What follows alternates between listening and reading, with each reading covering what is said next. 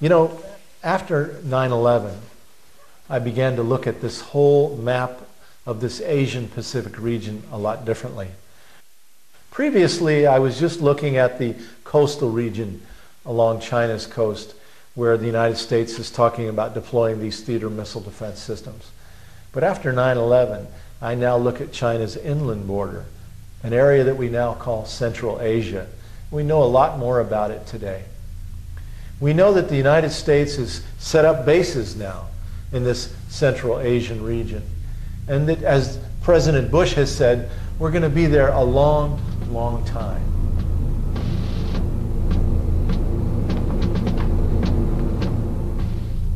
And so today we've set up bases in Afghanistan, in Uzbekistan, in Tajikistan, and throughout this region. And come to find out, we now know that this Central Asian region has some of the largest deposits of oil and natural gas in the entire world. Uzbekistan has the largest gold mine in the entire world. So clearly, this response from 9/11 to go to war with Afghanistan and to take over Afghanistan, I would submit to you, is part of a larger geopolitical strategy now underway. What gives me confidence in saying that is that I recently read a book by former National Security Advisor to the Carter administration, a guy by the name of Zbigniew Brzezinski. And the book is called The Grand Chessboard. And in that book, Brzezinski has two very important graphs. One of those graphs shows oil pipelines coming through Afghanistan, taking the oil into ports in the Arabian Sea, where U.S. oil corporations could then move it to Asian Pacific markets that are expanding now and demanding more oil. In fact, we found out that in 1997, the Unocal Corporation, one of their vice presidents, testified before the Congress of the United States, imploring Congress to help put a more compliant government into Afghanistan so that Unocal could then get agreements to build the oil pipelines through that region. And so in Brzezinski's book then, he lays out what he calls two key collision points. That if the United States is going to control the oil and control the markets in this emerging Asian Pacific region, the one collision point is the coastal region along China, where today we're moving to deploy theater missile defense systems. And the other collision point is in the Central Asian region, where today we're setting up bases since 9/11 to supposedly go after terrorists. In the Space Command's other planning document of importance called the Long Range Plan, they lay out their final vision, control not only of the Middle East or the Asian Pacific, but control of literally the entire Earth.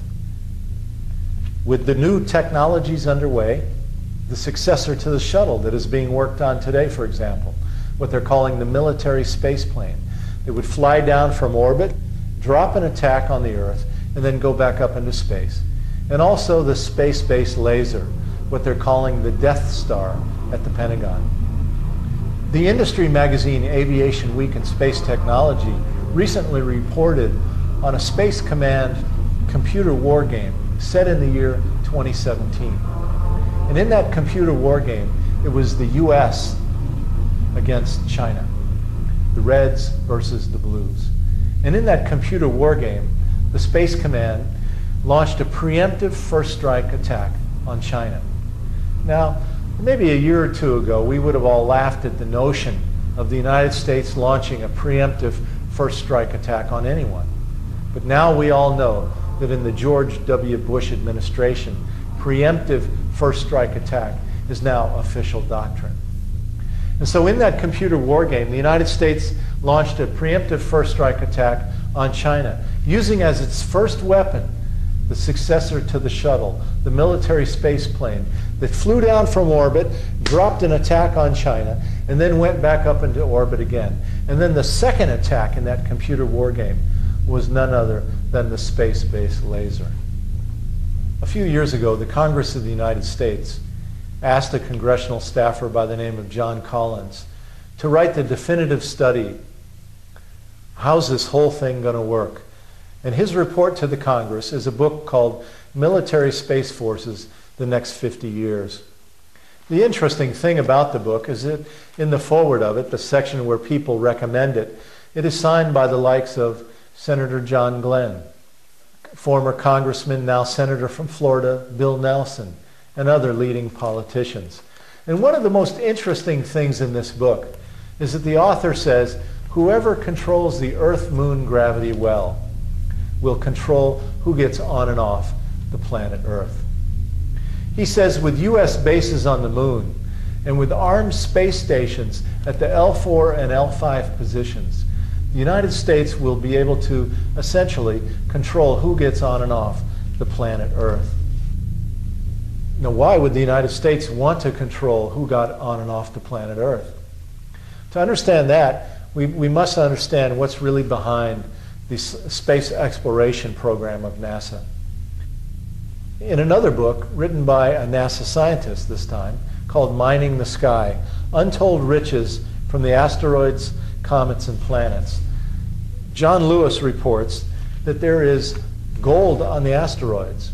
There's magnesium and cobalt and uranium on Mars, and there's helium-3 in water on the moon. And he says whoever gets to these planetary bodies and controls them is going to be rich beyond anything ever known. And so today the Mars missions that we're now seeing are really about identifying the soil on the planet, taking samples, and someday in the future, NASA predicts, around 2020 or 2025, they expect to have human mining colonies actually powered with nuclear reactors on the planet of Mars. And NASA has said that when the day comes when the corporations, the aerospace industry, can actually turn profit mining the sky, they're going to privatize the entire operation so that after you, the taxpayers, would have paid all the years of research and development, when the time came to make money, they're going to privatize. And in fact, there's a bill pending in Congress that would make all profits in space tax exempt. But there is one problem. It takes a year to get to Mars. They say so long that an astronaut's body would turn to jello because of space radiation. And so NASA's been looking at ways to get to Mars quicker. And the Bush administration has come up with a new program called the Nuclear Systems Initiative, a $3 billion research and development program to create a whole slew of nuclear projects for the future, including Project Prometheus, a nuclear rocket with nuclear reactors for engines to cut in half the amount of time it takes to get to Mars. And so what we are now witnessing is that NASA and the Department of Energy and the Pentagon are working together to move nuclear power into space. Returning to the book Military Space Forces for a moment, in that book, the author tells Congress that fundamentally none of these plans for space will work without nuclear power. He says nuclear reactors thus remain the only known long-lived compact source able to supply military space forces with the kind of multi-megawatt power they're going to need. Larger versions, he says, of these nuclear reactors could provide power for things like space-based lasers, neutral particle beams, mass drivers, and railguns. Nuclear reactors, he says, must support major bases on the moon until better options yet identified are found. And I think very interestingly, he says this: safety factors rather than technological feasibility will remain the principal impediment to nuclear power in space unless officials can convince influential critics that risks are acceptably low. In 1989, I organized a demonstration at the Kennedy Space Center in Florida, one of many that I've done over the years. What made our demonstration that day particularly important, though, was our keynote speaker, former Apollo astronaut Edgar Mitchell, one of the early moonwalkers. And in that demonstration, Mitchell said that we cannot allow the Pentagon to put weapons in space.